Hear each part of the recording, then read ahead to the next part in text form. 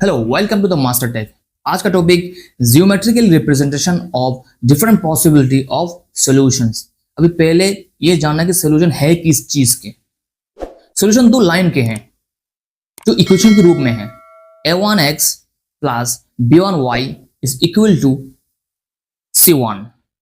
अभी second line ये है कि a2x plus b2y is equal to c2। दो लाइन हो गया यहाँ पे, ठीक है। अभी ये दोनों लाइन में जो भी सॉल्यूशन मिल रहा है इसका पॉसिबिलिटी क्या हो सकता है? क्या उसको एक यूनिक सॉल्यूशन मिलेगा? क्या पे बहुत सारा मेनी सॉल्यूशन मिलेगा? क्या कुछ मिलने वाला ही नहीं या नो सॉल्यूशन हो सकता है? सो ये जो तीन चीज है, तीन पॉसिबिलिटी है, ये पॉसिबिलिटी को हम विजुअलाइजेशन में देखेंगे, ग्राफ में देखेंगे और कागजों में भी देखते हैं कि कैसे इसको निकालेंगे। दो इक्वेशन दिया गया आपको, कोई भी एग्जाम आप जो भी फेस कर रहे हैं, और दोनों लाइन को देख के, दोनों इक्वेशन को देख के आपको ये डिसाइड करना है, आंसर करना है कि एग्जैक्टली इसमें बहुत सारे सॉल्यूशन आने वाला है या यूनिक, या कोई सॉल्यूशन आने वाला भी नहीं। अगर सॉल्यूशन आने वाला भी हो तो क्या होगा सॉल्यूशन? ओके, यूनिक सॉल्यूशन अगर तुरंत निकाल सकते हैं, अगर मेनी सॉल्यूशन हो तो कुछ निकाल सकते हो, और बहुत सारा लाखों लाखों करोड़ों करोड़ इक्वेशन में से जो भी सॉल्यूशन निकल रहा है वो आप पूरा डिस्प्ले नहीं कर सकते, पर इतना बता सकते हैं कि मेनी सॉल्यूशन और नो सॉल्यूशन तो you can show already. Got it? So अब ये चीज को सीधा स्क्रीन पे देखते हैं। सो यहाँ पे सॉल्यूशन किस चीज के? सॉल्यूशन है लाइंस के। और कोई भी एक जनरल फॉर्मूला ले लो, ax plus by is equal to c। So हमें ये पता है कि ये जो a है, b है, ये कोफिशिएंट है, x है और y है, ये क्या है? वेरिएबल। और c क्या है? Constant value. ओके, सो अभी देखिए हम यहाँ पे दो लाइन लेते हैं, a1x b1y is equal to c1, और एक लाइन ये है a2x plus b2y is equal to c2। Okay, अभी हम सोचेंगे 2D में। 2D क्या है? Two dimensional. ओके, 2D में सोचेंगे, जहाँ पे ग्राफ बनाते हैं ना हम, x axis y axis, 2D में सोचेंगे। सबसे लास्ट में 3D का कंसेप्ट एक बार दिखाएंगे। ओके, सो देखिए पॉसिबिलिटी किस तरह का हो सकता है। आप जियोमेट्रिक रिप्रेजेंटेशन करेंगे, जो पॉसिबिलिटी होगा सॉल्यूशंस का वो कैसे कैसे हो सकता है। सो जब 2D है, हम टू लाइन लेते हैं। सो फर्स्ट पॉसिबिलिटी हो सकता है कि ये एक लाइन है जो रिप्रेजेंट कर रहा है, ये सेकेंड लाइन है। देखिए जो 2D प्लेन है, ये ग्राफ है, वहाँ पे आप एज्यूम कर सकते हैं कि दो लाइन चल रहा है, और हो सकता है कि दोनों लाइन एक दूसरे को कोई एक पॉइंट पे इंटरसेक्ट किए हैं।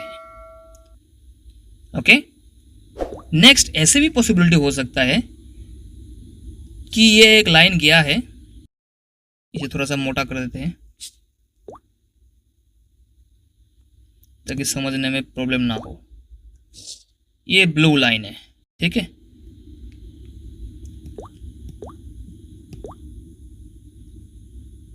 और ये दूसरा लाइन है। एक लाइन के ऊपर दूसरा लाइन चढ़ गया है। अभी ठीक है। सो एक लाइन के ऊपर दूसरा लाइन चढ़ चुका है। एग्जैक्टली ऊपर नहीं चढ़ा है, फिर भी मैं समझाने के लिए ऐसे लिखा हूं। तो ये भी एक कंडीशन हो सकता है कि दोनों लाइन एक के साथ एक चल रहा है और एक दूसरे के ऊपर है, जिसको हम क्या बोलते हैं? कोइंसाइड। ओके, और दूसरा और एक सिचुएशन हो सकता है कि जो दोनों लाइन है वो पैरेलल हो।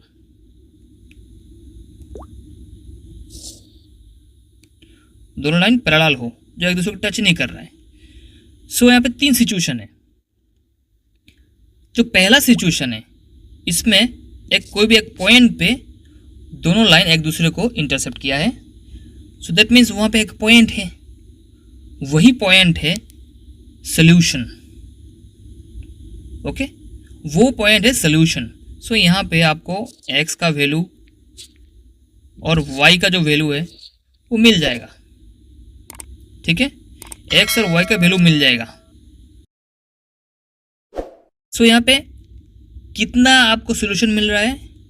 यूनिक। और आप ये बोल सकते हैं हाँ ओनली सिंगल या वन सोल्यूशन मिल रहा है। सेकंड कंडीशन में देखते हैं इस पॉसिबिलिटी में क्या होता है कि एक दूसरे को ऊपर टच करते हुए जा रहा है। यहाँ पे एक ही बार टच हुआ है एक पॉइंट पे, और यहाँ पे जो हमेशा टच करते हुए जा रहा है, दैट मीन्स यहाँ पे एक्स और वाई का वैल्यू इनफाइनेटली होगा, बहुत सारा। सो आप क्या लिख सकते हैं? सो मेनी सोल्यूशन होगा यहाँ पे। ओके, लास्ट ये पॉसिबिलिटी देखिए। यहाँ पे देखिए ये जो दोनों लाइन है दूसरे से समान दूरी रखा हुआ है और चल रहा है। ठीक है, और एक दूसरे को टच नहीं कर रहा है। तो जब टच ही नहीं कर रहा है, यहाँ पे नो सॉल्यूशन है, एक्स वाई के कुछ भी नहीं मिलेगा। ओके, नो सॉल्यूशन है। सो देखिए यहाँ पे जो कंसिस्टेंसी और इनकॉन्सिस्टेंसी दो वर्ड आता है, हिंदी में बोले तो सुसंगत या सामंजस्य रहना और असंगत।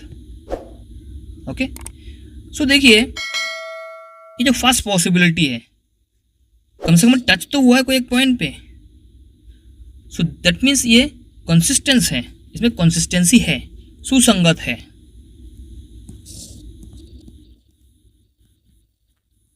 ये कंसिस्टेंस है।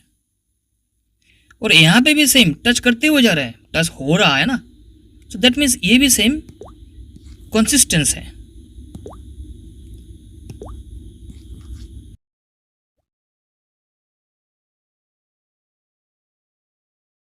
टेस्ट कर देते, ओके। और तीसरा जो पॉसिबिलिटी है, यहाँ पे टच कर ही नहीं रहा है, सो दैट मीन्स कोई सोल्यूशन आ ही नहीं रहा है। जब टच ही नहीं हो रहा है, सो इनकॉन्सिस्टेंस है। सिंपल सी बात है। ओके, अभी दूसरा दो टर्म आता है नेक्स्ट, इंडिपेंडेंट और डिपेंडेंट। यहाँ पे क्या है? डिपेंडेंट और इंडिपेंडेंट। यहाँ पे जो दो लाइन है, ये जो दो लाइन है, ये जो सिचुएशन है, ये तभी हो सकता है हो फर्स्ट लाइन के साथ सेकंड लाइन मल्टीपल में हो, अदरवाइज कभी नहीं हो सकता।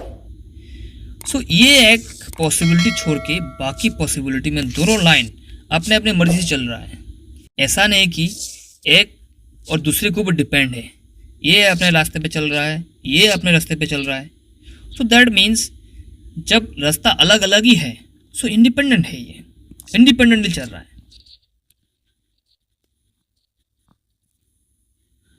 और यहाँ पे देखिए इस पॉसिबिलिटी में जो पहला लाइन है उसी के ऊपर ही कोइंसाइड हुआ है, तो दैट मीन्स एक लाइन दूसरी के ऊपर निर्भर कर रहा है, डिपेंड कर रहा है। सो ये डिपेंडेंट है। ये कैसा लाइन है, ये कैसा इक्वेशन है? ये डिपेंडेंट है, डिपेंडेंट इक्वेशन। और एट द लास्ट जो पॉसिबिलिटी है वो इंडिपेंडेंट है। क्यों? दोनों लाइन अपने अपने रास्ते पे जा रहा है, कोई किसी को कुछ भी हेरफेर नहीं कर रहा है, जैसे चल रहा है वैसे चल रहा है, कोई डिस्टर्बेंस नहीं हो रहा है। Got that? ओके। सो देखिए कॉम्पिटिटिव एग्जाम में आपको ये इक्वेशंस दिया जाएगा, ये डमी इक्वेशन है, कोई भी एक इक्वेशन दिया जाएगा और आपको ये पूछा जाएगा कि हाँ क्या ये कंसिस्टेंस है या नहीं है, क्या इंडिपेंडेंट है या नहीं है, ऐसा क्वेश्चन आ सकते हैं। ओके, अभी नेक्स्ट ये तो हम समझ चुके हैं। अभी नेक्स्ट हमें ये जानना है कि कोई भी इक्वेशन दे दिए है आपको, वो एग्जैक्टली कंसिस्टेंस है या इनकॉन्सिस्टेंस है, उसमें सोल्यूशन आएगा कि या नहीं आएगा, इस तरह का क्वेश्चन। तो सोल्यूशन आना और ना आना वो उसकी कोएफिशिएंट के ऊपर डिपेंड करता है। सो हमें क्या लेना है, एक मिनट मैं इसको कॉपी कर लेता हूँ।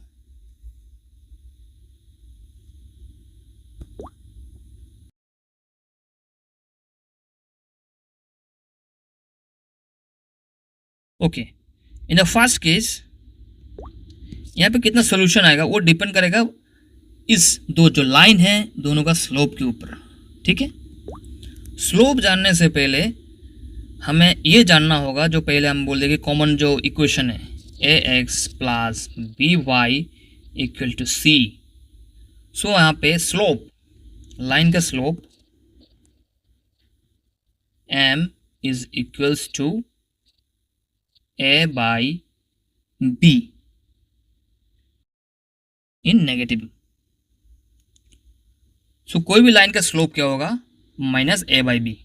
a है x का कोएफिशिएंट, b है y का कोएफिशिएंट, गॉट दैट। और इसी के सहारे हम ये शनाख्त करेंगे कितना सॉल्यूशन हो सकता है और ये कंसिस्टेंस है या इनकंसिस्टेंस है। Okay, so first of all हमें जो फर्स्ट इक्वेशन है,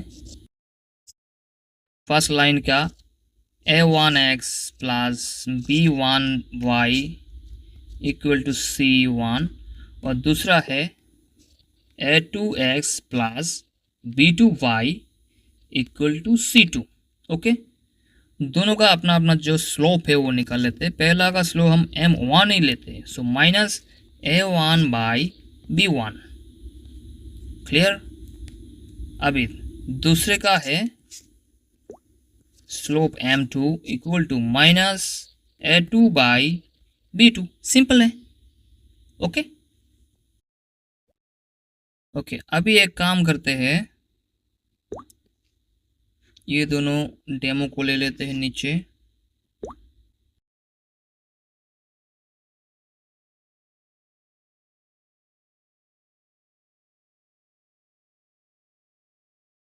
ओके, नाउ सी हियर, अगर मैं इसी का एग्जांपल लूं जो एक दूसरे को इंटरसेक्ट कर रहा है, कौन सी कंडीशन पे होगा, अगर ये जो m1 है is not equal to m2 हो, जो m1 है is not equal to m2 हो, तो वैसे हो सकता है। ठीक है, हम एक एग्जांपल ले लेते हैं, नो इशू, एक एग्जांपल ले लेते हैं। पहले x plus y is equal to 2 और दूसरा लाइन है 2x minus Y equal to 1। ठीक है, सो slope m1 will be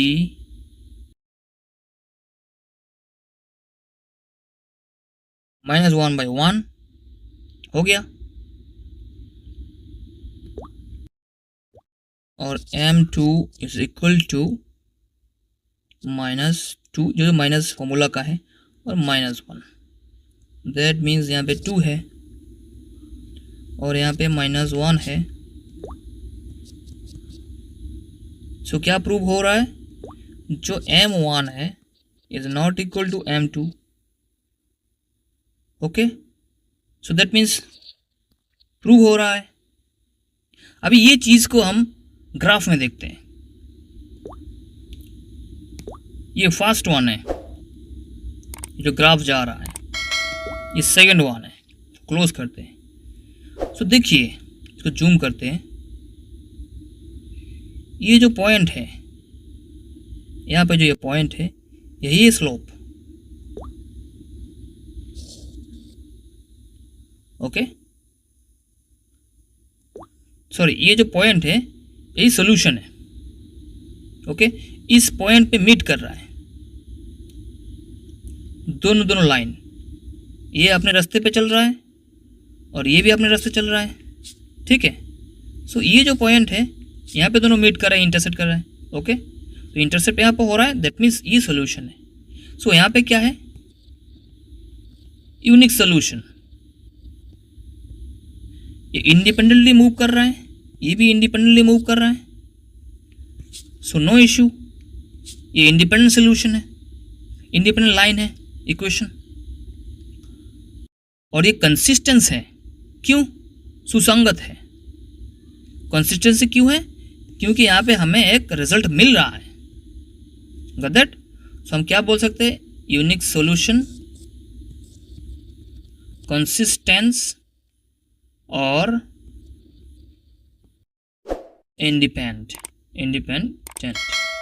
okay, सो अभी चलते हैं जो नेक्स्ट वाला दिखाया है उस एग्जांपल पे। नो इश्यू, अभी दोनों को उठा लेते हैं यहाँ से।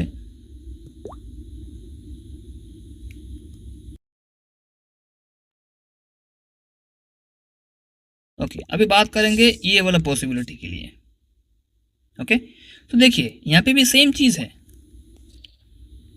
a1x plus b1y is equal to c1 और a2x plus b2y equal to c2। हो गया। यहाँ पे भी सेम चीज, वही जो पहले किए हैं। ये जो m1 m2 है वो निकालना है। अभी एग्जांपल लेते हैं इसका।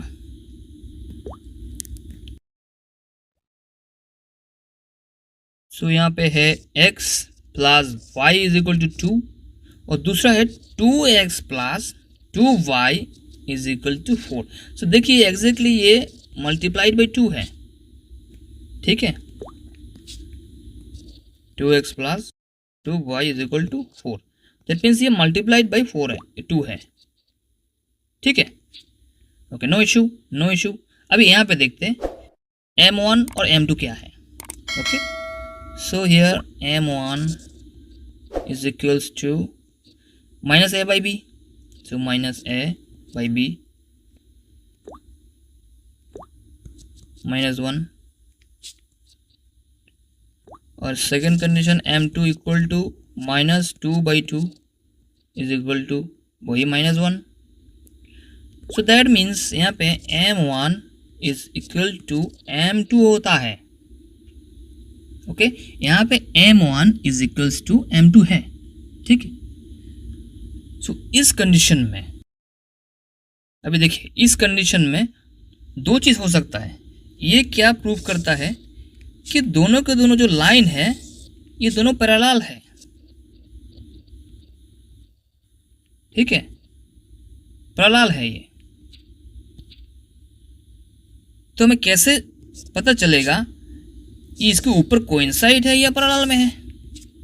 कोइंसिडेंस भी एक चीज का होता है कि वो पैरेलल है ना। सो कोइंसिडेंस होना और कुछ दूरी में रहना, वो प्रूफ करने के लिए हमें जो कांस्टेंट वैल्यू है उसका सहारा लेना पड़ेगा। ओके, सो यहाँ पे ये देखिए कि हमने m1 क्या लिखे हैं,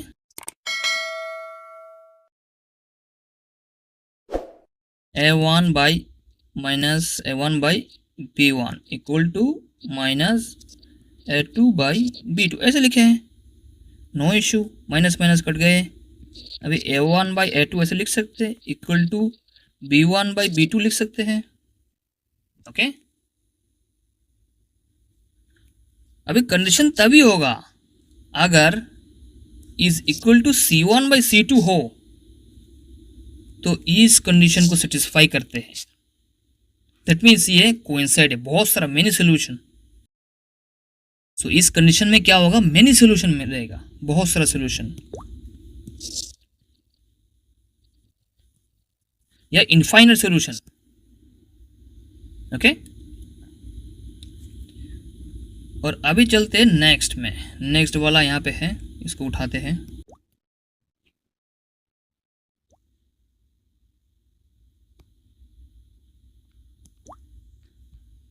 सो इसका भी सही है, सेम चीज।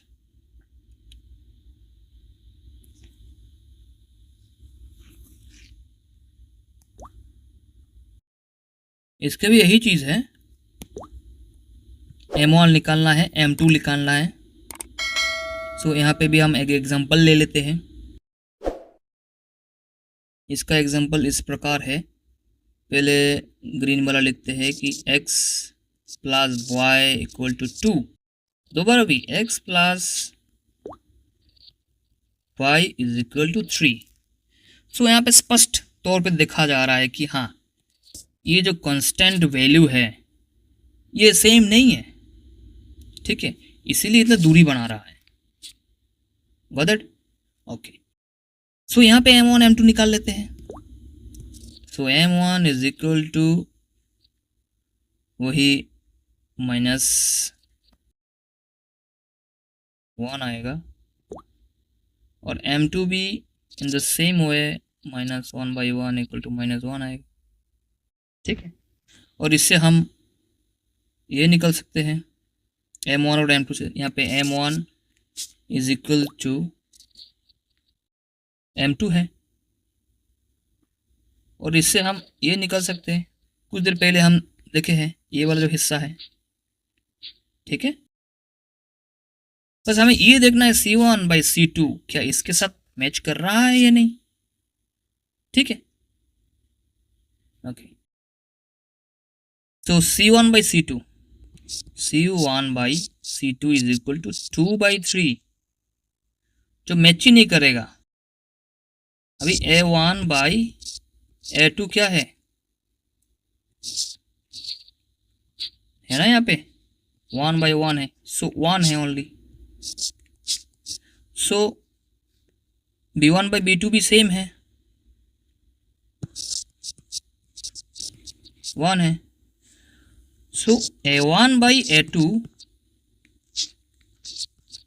is equal to B1/B2 but not is equal to C/C2. So that means यहाँ पे नो सोल्यूशन आएगा। यहाँ पे क्या है? नो सोल्यूशन, लाइन पैरेलल ही जाने वाला है। ओके, सो अभी क्वेश्चन किस प्रकार आने वाला है ये देखिए। हो सके आपको ये पूछने वाला है, क्या ये दो कोई भी वो देके रखा है, इक्वेशन देके रखेंगे, वहां पे पूछेंगे कि हाँ ये क्या कंसिस्टेंस है या कंसिस्टेंस नहीं है, डिपेंडेंट है इंडिपेंडेंट है, अदरवाइज इसमें सोल्यूशन कितना आ सकता है, इस तरह का क्वेश्चन। सो ये वाला जो पॉसिबिलिटी है अभी इसको हम ग्राफ में देखते हैं। सो यहाँ पे देखिए, ये फर्स्ट इक्वेशन है, सेकंड इक्वेशन है, जस्ट उसके ऊपर देखिए ये हाईलाइट हो रहा है। ओके, ये हाईलाइट हो रहा है। इसको कितना भी जूम आउट कर लो आप देखो, ये चलते ही जा रहा है, चलते जा रहा है, पर जहां तक जा रहा है एक दूसरे को टच करते हुए जा रहा है ना। मैं जूम आउट कर रहा हूँ, बहुत सारा जूम आउट कर रहा हूँ। अभी जूम इन करते हैं इसको। दैट मीन्स यहाँ पे बहुत सारा सोल्यूशन, सो मेनी सोल्यूशन मिलने वाला है,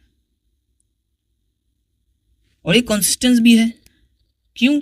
मिल तो रहा है ना क्या बोलते हैं सॉल्यूशंस,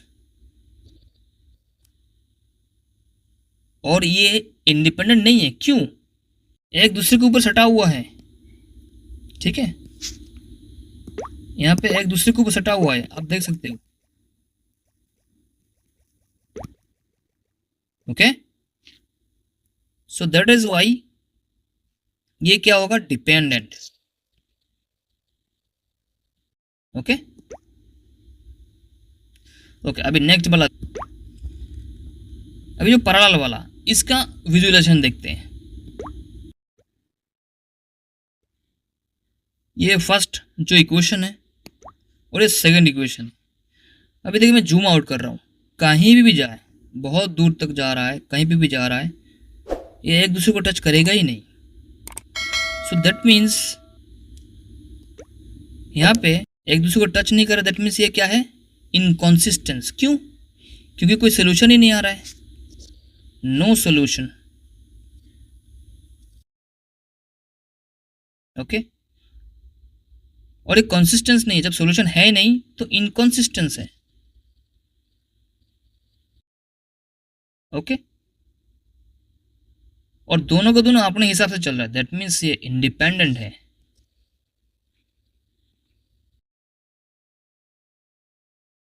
ओके, इतना समझ में आ गया? ओके, सो पूरा एक ओवरव्यू ले लेते हैं पहले से। सो अपना मेन मकसद था क्या, geometric representation of different possibility of solution, किसकी, लाइन के। और यहाँ पे ये जो लाइन है ये इसका जनरल फॉर्मूला है। हम 2D में इसका कॉन्सेप्ट देखे हैं, अभी मैंने बताया था कि लास्ट में 3D में देखूंगा, ठीक है, नो इशू। पहले देख लेते हैं इसको।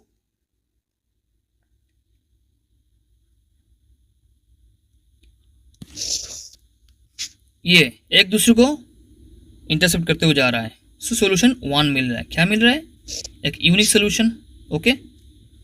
ये कंसिस्टेंस भी है, इंडिपेंडेंट भी है, ओके।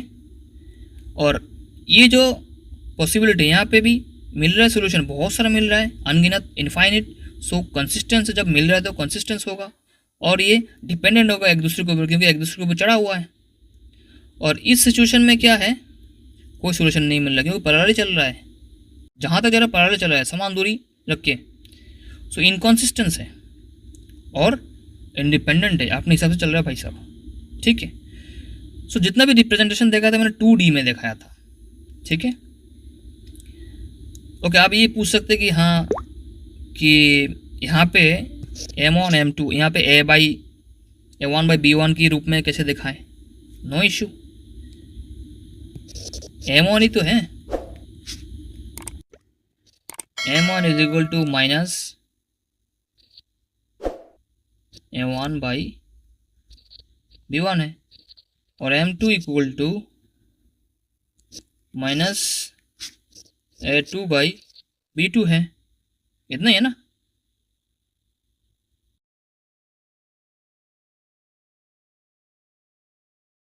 तो इसका रेफरेंस लेते हैं, हमें क्या मिल रहा है यहाँ पे, माइनस, सॉरी, ये दोनों को हम इक्वलाइज करते हैं। M1 इक्वल टू, अगर M2 बोलते हैं, M1 नॉट इक्वल रखते हैं, so minus A1 by B1 is not equal to minus A2 by B2, ठीक है, ओके। सो नो इशू, हम माइनस माइनस भगाते हैं,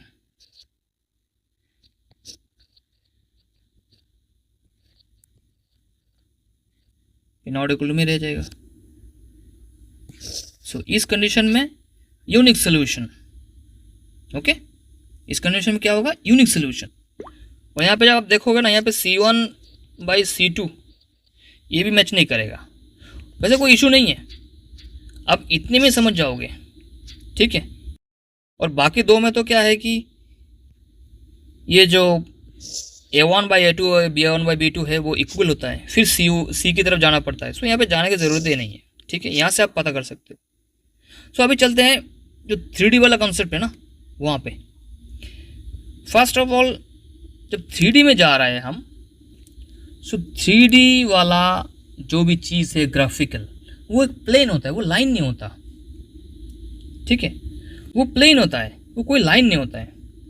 सो यहाँ पे A1 x plus B1 y plus C1 z is equal to D, coefficient coefficient coefficient constant value, okay, इस हिसाब से है। तो दैट मीन्स ये किसका फॉर्मूला है, ये general formula of plane. Plane means क्या है, कोई भी एक जगह, ठीक है, पत्ती की तरह है, ओके। सो और एक प्लेन लेना तो नो इशू, हमें क्या लिखना है, A2x plus B2y plus C2z is equal to D2। और एक इक्वेशन लेना हो तो A3x plus B3y plus C3z equal to D3। Simple सी बात है। अब सीधे ग्राफ में चलते हैं, एग्जाम्पल सजा के रखे हैं, उसको देखते हैं कि देखने में कैसा लगता है, ओके। फर्स्ट ऑफ ऑल हम 3D में देखते हैं। सो देखिए ये जो है रेड वाला जो है ये है एक्सिस, कौन सा, एक्स, एक मिनट इसको घुमा लेते हैं, ओके। सो ये रेड वाला जो है ये एक्स एक्सिस, ठीक है, और वाई एक्सिस देखिए,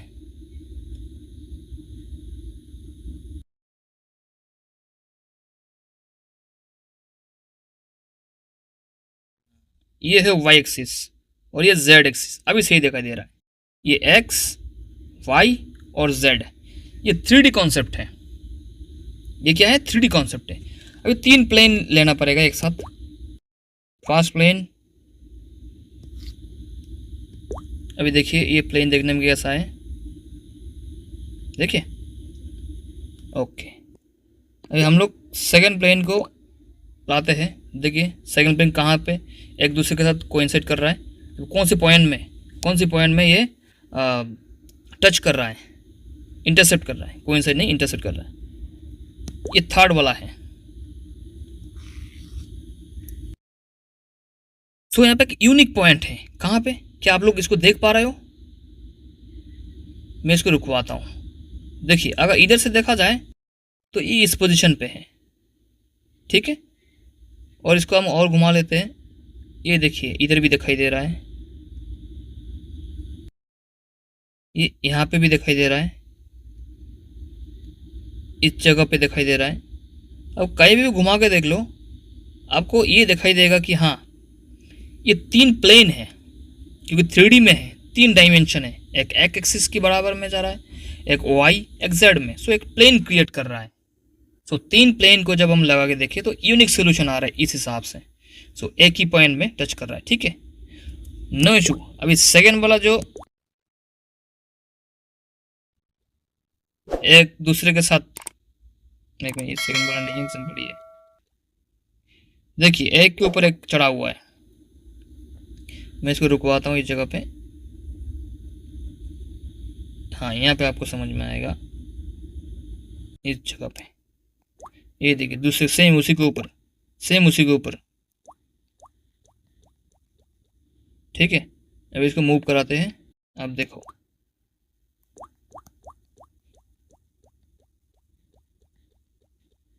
ओके।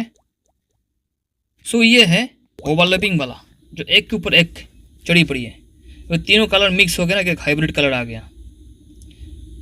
ये बोलते हैं कोइंसिडेंस, कोइंसाइड, एक प्लेन के ऊपर दूसरे प्लेन, ठीक है। यहाँ पे मेनी सॉल्यूशंस मिल सकते हैं, मेनी सॉल्यूशन मिलेगा, इनफाइनाइट। अभी नेक्स्ट जो 2D में हमने देखे थे, जो पैरेलल में चल रहा था, ये एक प्लेन है, ये दूसरा प्लेन है, ये देखिए पैरेलल दिखाई दे रहे हैं, ये तीसरा प्लेन है। मैं इसको रुकवाता हूँ यहाँ पे। ये देखिए तीनों एक दूसरे से कुछ दूरी पे है। इसको क्लोज करते हैं, एक मिनट। तीनों एक दूसरे से कुछ दूरी पे है। मैं जूम करता हूँ इसे। तीनों एक दूसरे से कुछ दूरी में है, एक दूसरे को टच नहीं कर रहा है। दैट मीन्स तीनों की तीनों इंडिपेंडेंट है। जब टच कर ही नहीं रहा है, सो इनकॉन्सिस्टेंस है, ओके। तो आई होप आपको समझ में आ गया होगा इसके बारे में। ये था 3D मॉडल, 3D कॉन्सेप्ट, जहाँ पे तीनों डायमेंशन कहा जाता है। और इतने इससे पहले हम जो चर्चा किए थे वो 2D मॉडल का था, 2 लाइन के, ठीक है, और वो 2D में था, 2 डायमेंशन में था, ग्राफ में था, ठीक है। सो आई होप आपको ये वाला टॉपिक तो समझ में आ गया होगा। फिर भी अगर कोई भी क्वेश्चन रहे, कोई भी शंका रहे, नो प्रॉब्लम, बेझिझक कमेंट करो, रिप्लाई मिल ही जाएगा, ठीक है। और एट लास्ट रिक्वेस्ट है, अगर वीडियो अच्छा लगे इसको शेयर कीजिएगा ज़रूर, और लाइक कीजिएगा। अगर मेरे चैनल पर नया हो तो प्लीज़ सब्सक्राइब कीजिएगा, ताकि जो जो नया नया वीडियो मैं अपलोड करते रहूँगा वो आपको मिल जाए, ठीक है। एट लास्ट अच्छा रहिए, जय हिंद।